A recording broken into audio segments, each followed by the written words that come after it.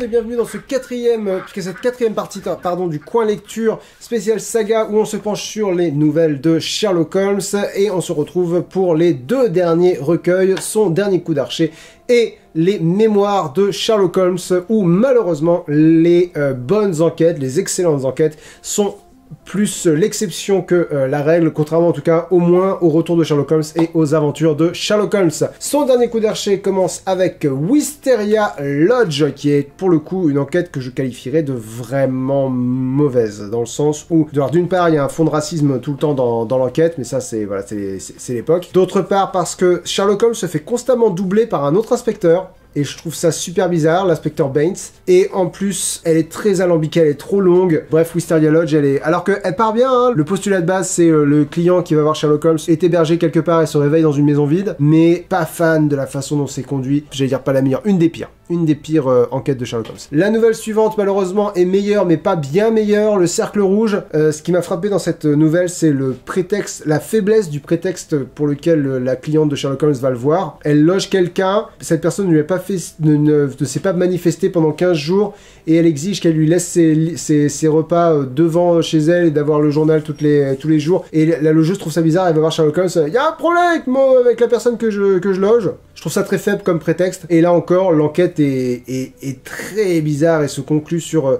vous trouverez plus de détails dans les notes qui sont dans la description de ma vidéo si jamais vous avez envie d'avoir plus de détails. C'est valable pour les épisodes des semaines précédentes aussi parce que je peux pas en dire vraiment beaucoup dans les vidéos parce qu'il y a des gens qui écoutent ces vidéos plus qu'ils ne les regardent, genre les gens qui sont au volant, les gens qui sont qui sont en train de faire la vaisselle, la fameuse team vaisselle, les gens qui sont en train de faire à manger, les gens qui sont en train de faire le ménage, ils peuvent pas s'interrompre pour passer le passage où je spoil. Donc je suis obligé de ne pas spoiler parce que je pense à eux. Si jamais vous avez envie d'en savoir plus, il y a plus de détails dans la description de la vidéo, dans mes notes de lecture qui sont dans la description de la vidéo. Mais voilà, celle-ci, la résolution est bizarre, elle repose sur le fait que Holmes déchiffre un message en se disant c'est de l'italien. L'italien, c'est pas un code secret, c'est une langue. Oui, des gens parlent italien. Bref, j'ai pas aimé. Et la toute dernière conclusion est super bizarre aussi. J'en dis pas plus, mais ouais, pas fan du tout de celle-là. La suivante, les plans du Bruce Partington. Celle-là, elle a l'avantage d'avoir le retour de Mycroft et une élévation considérable des enjeux. Donc je vous ai dit, le spectre de la Première Guerre mondiale commence à arriver. Je crois que sur celle-là, on n'est pas encore à la Première Guerre mondiale. Je prends le livre pour vérifier la date. 1908. On n'est pas encore à la guerre, on n'est même pas encore sur le seuil de la guerre. Mais corrigez-moi si je me trompe dans les commentaires parce que l'histoire c'est vraiment pas mon point fort. Il me semble que le climat international européen est pas super. Ça doit couver, je pense, à ce moment-là. Donc ouais, celle-ci est meilleure que les deux précédentes, mais elle est quand même très longue. On passe l'essentiel de l'enquête dans le brouillard, à pas savoir où on va. Un truc qui est chouette, c'est que Holmes reprend vraiment le travail de déduction. En fait, les gros points forts de cette nouvelle-là, c'est qu'elle est nettement meilleure que les deux précédentes. C'est ce qui la sauve beaucoup à mes yeux. La nouvelle suivante, alors elle est assez creuse, le détective agonisant. Elle est assez creuse, mais elle est, j'ai envie de dire, drôle. Parce que très tôt, Watson apprend que Sherlock Holmes est mourant. Alors je pense pas que ce soit un spoiler, parce que moi je me suis dit dès le départ, bon, il est pas vraiment mourant. Mais du coup, le voir jouer le mourant pour mener l'enquête, c'est assez divertissant. Puis voir Watson tomber dans le panneau, tout le monde tombe dans le panneau évidemment, parce que c'est Sherlock Holmes. Bref, elle est assez divertissante celle-ci. Là encore, elle joue des défauts des trois précédentes. Les trois précédentes sont vraiment trop longues. Celle-ci est courte et elle est rafraîchissante et ça fonctionne. Maintenant, elle est un peu vide, elle est un peu... voilà. Mais pour moi, c'est une qualité par rapport aux trois pavés qu'il y a eu avant. Ensuite, on a la disparition de Lady Frances Carfax. Je vais pas passer 4 ans à me répéter. Là encore, elle est un peu trop longue. Là encore, elle est pas passionnante. La fin est chouette, mais c'est à peu près tout ce que j'ai retenu de cette enquête parce qu'elle est pas fifole, quoi. C'est pas mon enquête préférée. Enfin, une excellente enquête. La suivante, le pied du diable. La qualité de cette enquête tient beaucoup au fait que Conan Doyle construit vraiment une ambiance, un peu à la manière du Chien des Baskerville. Il décrit les paysages et il décrit une atmosphère lugubre, fantomatique, un peu gothique. Et il y a la menace du fantastique qui va devenir très courante à la fin de la carrière de Conan Doyle. C'est-à-dire, est-ce qu'il y a un élément fantastique ou pas? Évidemment, il n'y en a pas, parce que c'est ancré dans le réel, Sherlock Holmes. Mais cette menace-là plane toujours sur cette nouvelle-là. Et ouais, elle est vraiment très chouette. Si vous voulez avoir quelques notes sur le titre, que je peux pas développer sans spoiler, je vous invite à lire mes notes de lecture qui sont dans la description de la vidéo. Et enfin, enfin pour ce recueil-là, son dernier coup d'archer, la nouvelle éponyme, son dernier coup d'archer. D'ailleurs, le recueil à la base s'appelait Les Réminiscences de Sherlock Holmes, et Conan Doyle y a ajouté la nouvelle Son dernier coup d'archer, et a rétroactivement appelé le recueil Son dernier coup d'archer. Elle est un peu triste celle-là, parce que je me suis rendu compte que si tu vires la narration de Watson, parce que de façon très connue, c'est Watson qui est le chroniqueur de Sherlock Holmes, c'est lui qui raconte les histoires à la première personne. Là, dans celle-là, non, c'est une chronique à la troisième personne, donc c'est super bizarre. Et en plus, Sherlock Holmes met un moment avant d'arriver. Celle-là, par contre, c'est une nouvelle qui a été écrite pour la guerre, pour donner du baume au cœur aux soldats, j'en sais rien. Il y a un vrai sentiment de patriotisme, et mon vrai problème avec celle-ci, c'est que c'est moins une enquête, c'est moins une histoire d'enquête qu'une histoire d'espionnage. Et c'est pas ce que je recherche dans un Sherlock Holmes. J'imagine que si on le prend comme une histoire d'espionnage, ça fonctionne bien, mais j'ai été frustré. J'ai été frustré de pas retrouver ce que j'aime dans une histoire de Sherlock Holmes. Et j'ai pas réussi à dépasser cette frustration-là. Donc ouais, globalement, son dernier coup d'archer, pas convaincu. Je crois que c'est celui que j'ai le moins aimé, le recueil que j'ai le moins aimé. Il y a peu d'enquêtes, et ça va qu'il y a peu d'enquêtes parce que j'en ai trouvé deux très cool. Enfin, deux très cool. Non, une très cool, Le Pied du Diable. Une rigolote, Le Détective Agonisant. Mais alors toutes les autres, c'est un peu ventre mou. Et je sais pas si c'est moi qui commençais à me lasser de Sherlock Holmes, mais j'ai surtout l'impression que c'est Conan Doyle qui commençait à se lasser de Sherlock Holmes, il commençait à essayer autre chose, vous voyez la narration à la troisième personne, s'éloigner du format enquête pour se rapprocher du format espionnage, peut-être ou peut-être pas. Peut-être que juste Conan Doyle en avait plein le cul, et qu'il avait envie de passer à autre chose, et il pouvait pas passer à autre chose parce que on lui réclamait Sherlock Holmes. Et ça devient encore plus évident dans le dernier recueil, Les Archives de Sherlock Holmes, communément admis comme étant le pire recueil de Sherlock Holmes, recueil de nouvelles de Sherlock Holmes. Moi, je suis pas d'accord, je pense que Son dernier coup d'archer est pire, mais je pense que ça tient beaucoup au fait de ce que moi j'aime dans mes livres. On va y revenir. La première nouvelle, L'illustre client. Alors celle-ci, elle m'a énormément rappelé Charles Augustus Milverton, au niveau de l'antagoniste. Donc du coup, moi je l'ai bien aimé parce que j'ai vraiment adoré Charles Augustus Milverton, c'est une de mes nouvelles préférées. Du coup, avoir quelque chose qui est à peu près dans la même... qui suit à peu près le même pattern, ça m'a plu si vous voulez. J'ai bien aimé la nouvelle. Mais j'ai bien aimé la nouvelle en me disant, c'est quand même vachement la même histoire. Et du coup, oui, je l'aime bien cette histoire, mais je l'ai déjà lue. Et la première fois, c'était très bien. Là, oui, il y a quelques petites différences, mais globalement, ça reste quand même beaucoup la même. Ensuite, on a Le Soldat Blafard. Et là, j'ai un vrai problème parce que c'est une enquête qui est narrée par Sherlock Holmes. Et mon problème, qui est devenu très vite évident, c'est Conan Doyle narre les enquêtes narrées par Sherlock Holmes de la même façon qu'il raconte les enquêtes narrées par Watson. Alors que les deux ont été présentés comme ayant des personnalités très distinctes, et en plus Sherlock Holmes reproche des trucs à Watson dans sa façon de raconter les enquêtes, notamment qu'il le peint trop comme un héros, tu sais, comme un personnage qui ne peut pas se tromper, comme un personnage surnaturel. Mais Sherlock Holmes fait un peu pareil, ménage ses effets de suspense, tout ça, alors que je m'attendrais à ce qu'un résumé de Sherlock Holmes soit beaucoup plus factuel, beaucoup plus froid, et surtout beaucoup moins divertissant, mais du coup ça fonctionne pas en tant que roman. Si Sherlock Holmes dit les choses comme elles arrivent, comme il les pense, bah...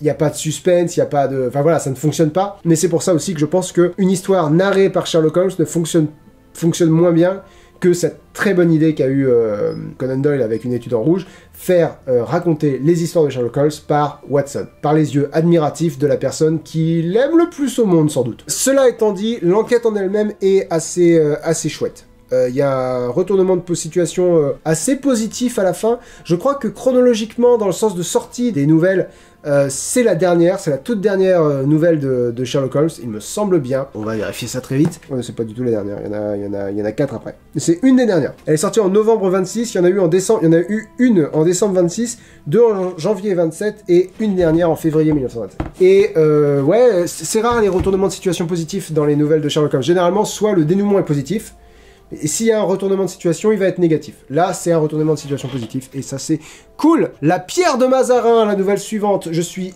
très surpris. Alors, cette nouvelle est communément admise comme étant assez mauvaise, et elle l'est. Je me suis renseigné après coup, et il s'avère que c'est une nouvelle qui était pensée pour la scène.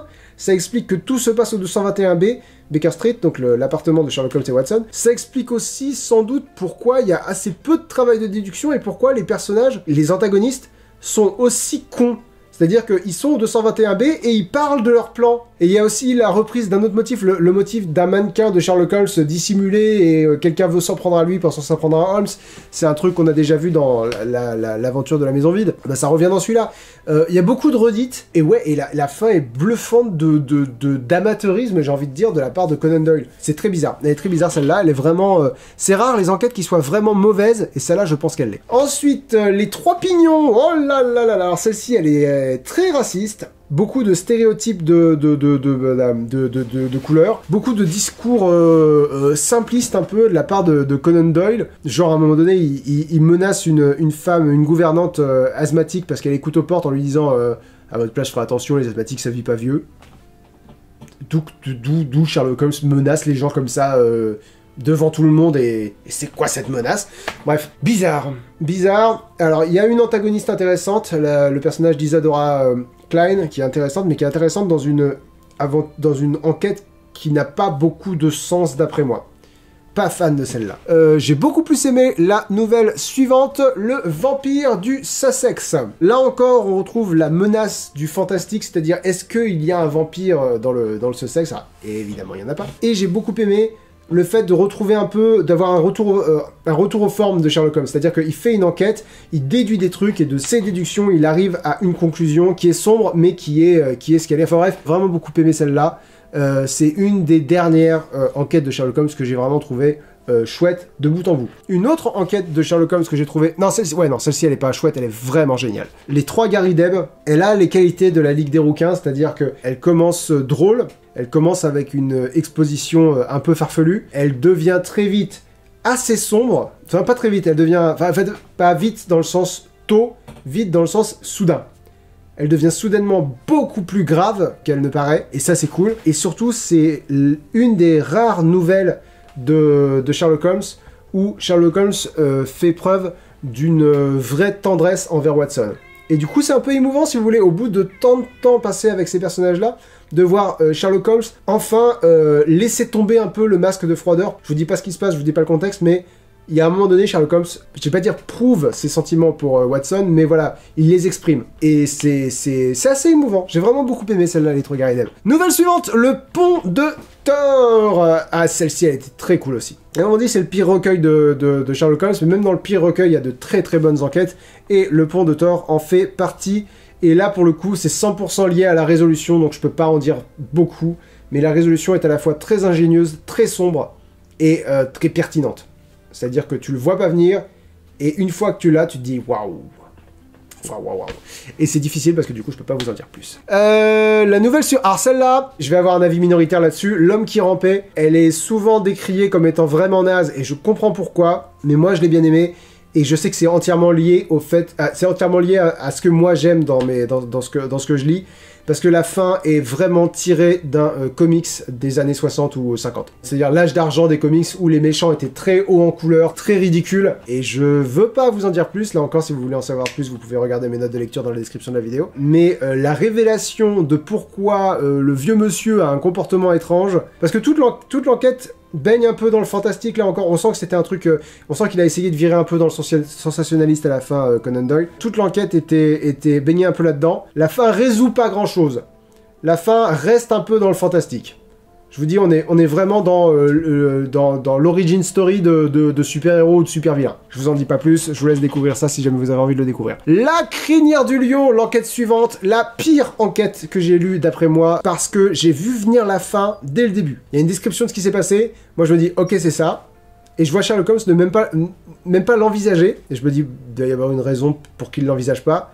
Et à force qu'il l'envisage pas, je me dis, ah bah non, si c'était ça, si c'était ce que j'avais imaginé, il y aurait eu ça, il y aurait un élément qu'il n'y a pas, et donc ça peut pas être ça. Il s'avère que j'avais raison. C'est-à-dire que non seulement j'ai vu venir la solution, j'ai éliminé cette solution parce qu'elle n'était pas cohérente, il n'y a rien qui la rendait cohérente, ah non, elle était juste pas cohérente, et en plus à la fin, Holmes est un peu ridicule. Je vous laisse découvrir pourquoi dans la description de la vidéo si jamais vous avez envie, mais ouais, elle est vraiment mauvaise celle-là. C'est rare les enquêtes dont je peux dire, des enquêtes de Sherlock Holmes dont je peux dire celle-là elle est vraiment mauvaise, mais celle-là elle est vraiment mauvaise. La suivante, la pensionnaire voilée, un peu pareil, on vire dans le sensationnalisme, on a une grosse bestiole, je vous dis pas de quoi il s'agit. Globalement, je pense que Conan Doyle s'y connaissait pas beaucoup en animaux exotiques, mais c'était déjà le cas dans la bande tachetée, et il fait avoir aux animaux des comportements qu'ils auraient pas, et du coup c'est très invraisemblable, ça enlève un peu de crédibilité aux nouvelles, et en plus à la fin, là je vous spoil pas l'histoire, mais je vous spoil un élément, mais pas l'enquête, qui a rien à voir avec l'enquête. Il y a un personnage qui semble être sur le bord du suicide, et Sherlock Holmes dit à ce personnage, je vous rappelle que votre vie ne vous appartient pas. Et je me dis, ok, d'où ça sort. Bref, très bizarre celle-ci. Avant-dernière nouvelle de ce recueil, Shoscoball Place. Je vous lis mes notes de lecture, je n'ai rien à noter de particulier, je pense qu'il est temps que ça se termine. C'est moins, voilà. Écoutez, je sais même plus de quoi ça... Si, c'est l'histoire du gars là, qui fait des paris sur des chevaux et qui a une sœur, et c'est sa sœur qui possède la baraque. Non, ouais, elle est pas terrible, et il y a... Ça a perdu sa magie. Sherlock Holmes a perdu sa magie au fur et à mesure des années. Et enfin, la dernière nouvelle, le marchand de couleur retraité. Cette enquête-là est bonne. Cette enquête-là est chouette, et c'est cool qu'on termine sur une bonne note.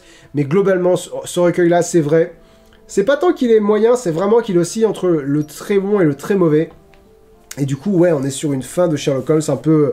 Enfin, franchement en dents de scie. Et ouais, je pense que quand on parle de Sherlock Holmes, on parle vraiment... Quand on imagine Sherlock Holmes, on imagine vraiment le Sherlock Holmes des débuts. Et ça me donne une excellente transition pour vous parler des livres qu'on lira le mois prochain. Mais avant ça, je vous... Non, pas avant ça.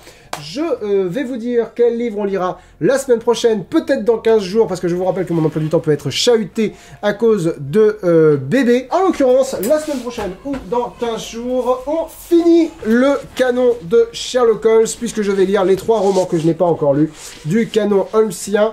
Donc, Une étude en rouge, Le signe des 4 et La vallée de la peur. Et je vous dirai les autres livres du mois prochain au fur et à mesure des semaines. Et on va se quitter avec la question de la semaine. Ça fait 2 fois semaine, ça fait 2 fois que je finis ma phrase par le mot semaine, et exactement sur le même ton, ce qui est assez incroyable. Je suis un professionnel. Quelle saga vous voulez que je fasse l'année prochaine ? Ça me semble être une question tout à fait à propos, je vous laisse me donner des suggestions dans les commentaires. On se donne rendez-vous la semaine prochaine ou dans 15 jours pour finir le canon de Sherlock Holmes. Et on se donne rendez-vous également l'année prochaine pour le nouveau mois spécial saga. D'ici là, je vous souhaite une très bonne fin de journée et à la prochaine. Ciao!